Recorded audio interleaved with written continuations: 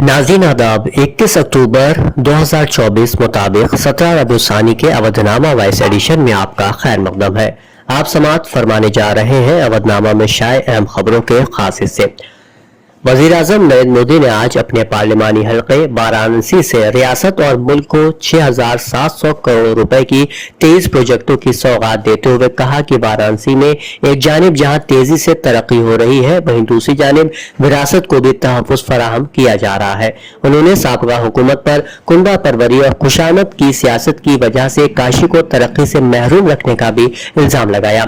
इस मौके पर वज़ीर आला योगी आदित्यनाथ ने कहा कि एक जानिब जहां इंफ्रास्ट्रक्चर में रोजगार के नए नए मौके रोजगार पैदा हुए हैं, वहीं दूसरी जानिब मुल्क के अंदर आम शहरी की जिंदगी से जुड़े सेहत, तालीम और दीगर सहूलियात भी नई ढंग से देखने को मिली है।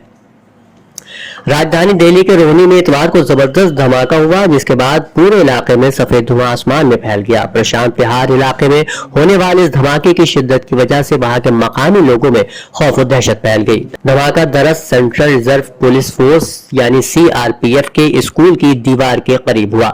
इस धमाके के बारे में रोहनी के DCP अमित गोयल ने बताया कि इसकी असल वजह का पता लगाने के लिए माहिरीन को बुला लिया गया है। फिलहाल ये पता नहीं चल पाया है कि धमाका किस तरह का था, धमाके में किन चीजों का इस्तेमाल किया गया था, इसके पीछे किन लोगों का हाथ है और धमाके की वजूहात क्या है। मारूफ शायर फहीम बदायूनी 72 बरस की उम्र में इंतकाल कर गए। इतवार को उन्होंने बदायूं के बिसौली कस्बे में अपने घर में आखिरी सांस ली। उनके इंतकाल की खबर मिलते ही अदबी दुनिया में शोक की लहर दौड़ गई। फहीम बदायूनी गुज़िश्ता एक माह से अलील थे। फहीम बदायूनी 4 जनवरी 1952 को बसूली के महल्ला पठान टोला में पैदा हुए थे। उर्दू शायरी के लिए उनका नाम पूरी दुनिया में मशहूर है।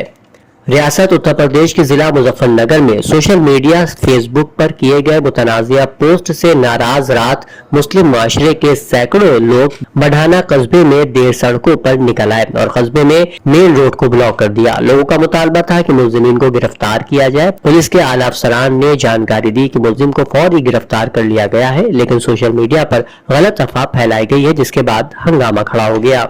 बहराइच में बुलडोजर कार्रवाई पर इलाहाबाद हाई कोर्ट ने 15 दिन के लिए रोक लगा दी है। अब इस मामले में दोबारा समाअत 23 अक्टूबर को होगी।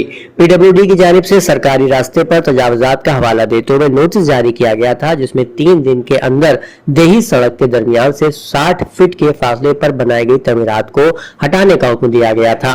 महकमा PWD की जानिब से 23 अफराद के घरों और दुकानों पर नोट चस्पा किया गया था, जिन्हें जवाब दाखिल करने के लिए 15 दिन की मोहलत दी गई है। अब 23 अक्टूबर की समाअत के बाद ही मजीद कार्रवाई की जाएगी। उत्तर प्रदेश के बहराइच के बाद बरेली में भी 2 बरादरियों के दरमियान तसादुम का मामला सामने आया है। वाकये की इत्तला मिलते ही पुलिस औहदेदार मौके पर पहुंचे। इस मामले में पुलिस ने 10 नामजद और 15 से 20 नामालूम अफराद के खिलाफ मुकदमा दर्ज किया है। यहाँ शराब पीने को लेकर 2 गिरोहों के दरमियान झगड़ा हो गया।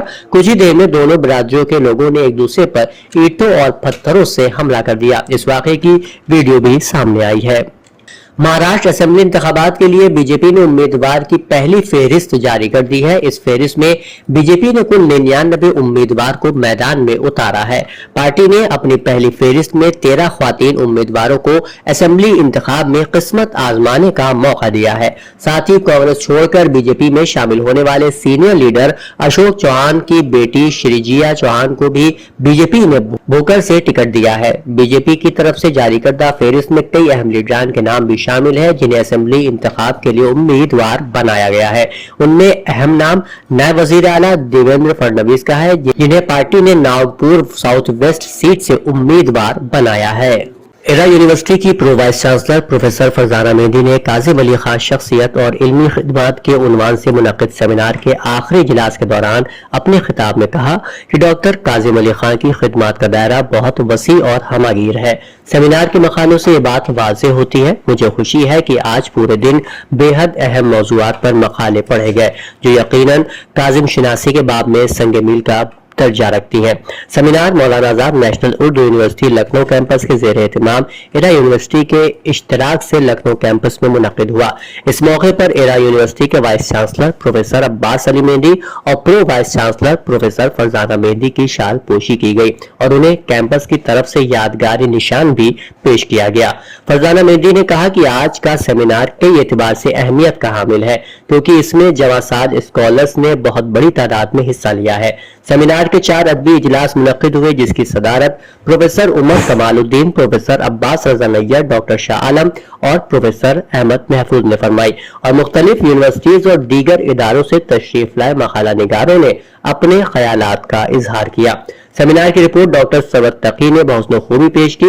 کیمپس کے انچارج ڈاکٹر ہمایوں یعقوب نے 2 روزہ سیمینار کے اختتام پر تمام لوگوں کا شکریہ ادا کیا۔ سیمینار کے مختلف اجلاس کی نظامت ڈاکٹر اکبر علی بلگرامی، ڈاکٹر عشرت ناہید، ڈاکٹر سرفراز احمد خان، ڈاکٹر عمیر منظر نے انجام دی۔ گزشتہ روز وی آئی پی گیسٹ ہاؤس کے قریب باغبانی کے وزیر دنیش پرتاپ سنگھ کا پتلا جلانے والے 12 کانگریس لیڈروں اور 10 نامعلوم لوگوں کے خلاف گوتم پلی پولیس اسٹیشن میں مقدمہ درج کیا ہے۔ گوتم پلی پولیس اسٹیشن میں تعینات انسپکٹر رمیش چند پانڈے کا الزام ہے کہ کانگریسیوں کے اس مظاہرے کی وجہ سے ٹریفک میں خلل پڑا اور عام لوگوں کو پریشانی کا سامنا کرنا پڑا۔ بتا دیں کہ پولیس واقعے کی ویڈیو اور تصاویر کی مدد سے مزید لوگوں کی شناخت کے لیے کام کر رہی ہے۔ کانگریس کارکنوں نے یو پی حکومت کے وزیر دنیش پرتاپ سنگھ کا پتلا جلایا تھا۔ اس دوران کانگریس کا ایک کارکن خود بھی جھلس گیا تھا۔ پرینکا گاندھی پر وزیر کے بیان کے خلاف کارکنان احتجاج کر رہے تھے۔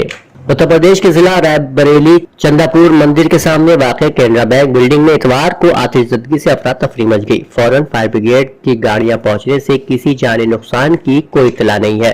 بتایا گیا ہے کہ یہ آگ نیچے بیسمنٹ میں لگی تھی جہاں جوتے وغیرہ کی دکانیں ہیں۔ اودھنامہ میں شائع جہانما خبروں کے مطابق 1 سال سے زائد کا عرصہ گزر جانے کے باوجود غزہ پر اسرائیلی جارحیت رکنے کا نام نہیں لے رہی ہے اور شمالی غزہ میں بیت لاہیہ کے قصبے میں اسرائیلی بمباری کے نتیجے میں کم از کم 73 افراد شہید ہو گئے۔ خبر رساں ایجنسی AFP کے مطابق ہفتے کے روز شمالی غزہ کے قصبے بیت لاہیہ میں اسرائیلی بمباری میں کئی مکانات اور ایک کثیر منزلہ رہائشی عمارت کو نشانہ بنایا گیا جس میں درجنوں افراد شہید ہوئے ہیں۔ ڈاکٹروں اور حکام کا کہنا ہے کہ اسرائیلی بمباری کے بعد امدادی کارروائیاں جاری ہیں اور لوگوں کو ملبے کے نیچے سے نکالا جا رہا ہے۔ ایران کے وزیر خارجہ سید عباس عراقچی نے جو ایک وفد کے ہمراہ ترکیہ کے دورے پر ہیں حماس کے سیاسی رہنماؤں سے ملاقات کے موقع پر صحافیوں سے گفتگو کی۔ انہوں نے کہا کہ ایک بات سب کو معلوم ہونی چاہیے کہ شہید یحییٰ السنوار کی شہادت اور دیگر بہت سی شہادتوں کے بعد بھی حماس زندہ ہے، اپنی جگہ باقی اور فلسطین کی ایک ایسی حقیقت ہے جس کو نہ کوئی ختم کر سکتا ہے اور نہ ہی نظر انداز کیا جا سکتا ہے۔ اسلامی جمہوریہ ایران کے وزیر خارجہ نے کہا کہ حماس پہلے سے زیادہ توانا اور زندہ ہے اور اپنے دوست علاقائی ملکوں کے ساتھ اس کی مشاورتوں کا سلسلہ جاری رکھے ہے۔ ایرانی تردید اور اس بات کی تصدیق کے باوجود کہ تہران نتن یاہو کے گھر پر حملے کا ذمہ دار نہیں تھا، اسرائیلی اپوزیشن لیڈر لاپڈ نے یاہو کے گھر پر حالیہ حملے کے جواب میں ایرانی آئل فیلڈز پر حملہ کرنے کا مطالبہ کیا ہے۔ لاپڈ نے مزید کہا کہ ایرانیوں کو معلوم ہونا چاہیے کہ وہ حزب اللہ کے میزائلوں کی قیمت ادا کریں گے۔ اپوزیشن لیڈر کے بیانات اقوام متحدہ میں ایران کے مشن کی طرف سے ہفتے کی شام کو اس بیان کے باوجود سامنے آئے ہیں کہ یہ ایران نہیں بلکہ حزب اللہ ہی تھی جس نے نتن یاہو کے ہیڈ کوارٹر کو نشانہ بنایا۔ مشن نے تصدیق کی کہ نتن یاہو کے گھر پر حملے سے تہران کا کوئی تعلق نہیں تھا اور ایران پہلے ہی اسرائیل کو جواب دے چکا ہے۔ عراق میں شیعہ ملیشیا گروپ اسلامک ریزسٹنس نے اسرائیل اہداف پر 4 ڈرون حملوں کی ذمہ داری قبول کی ہے۔ الگ الگ آن لائن بیانات میں گروپ نے صبح کے وقت 2 مقامات پر 2 ڈرون حملے شروع کرنے کی اطلاع دی جن میں ایک اسرائیلی مقبوضہ گولان کی پہاڑیوں میں بھی شامل ہے۔